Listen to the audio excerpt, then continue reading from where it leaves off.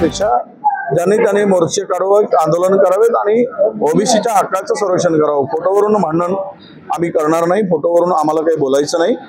आणि अनेक ओबीसी नेते, ओबीसी हा प्रवर्ग आहे, 374 जाती आहेत, मराठासारखा एक समाज नाही आहे। त्यामुळे अनेक जण आपापल्या पद्धतीनं आंदोलन करत असतात।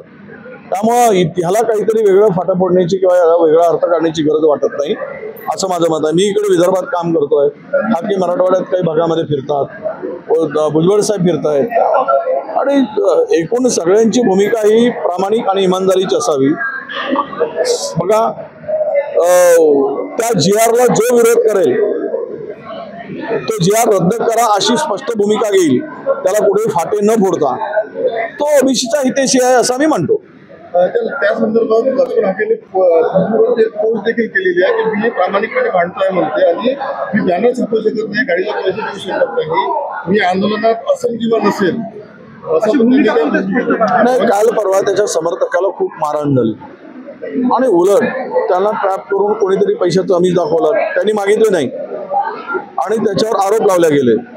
एक चांगला कार्यकर्ता ओबीसीच्या चळवळीला पुढे नेतो आहे, तरुण आहे, अशा वेळेस अशा प्रकारचे घाणेरडे आरोप झाले की त्यावेळेस माणूस व्यथित होतो।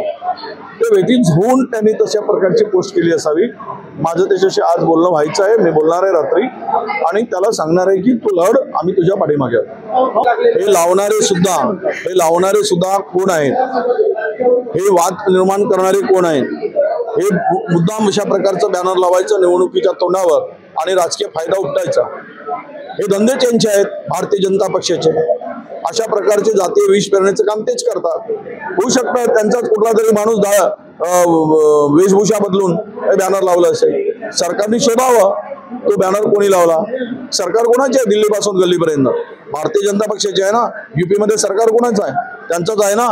हे असे बॅनर लावलं ना, लावायला लावायचा आपलेच, हे सगळे षडयंत्र आहे। यामध्ये जातीय तेढ, धार्मिक तेढ निर्माण करून मताची पोळी शेकण्यासाठी हे सगळे उद्योग चाललेले आहेत।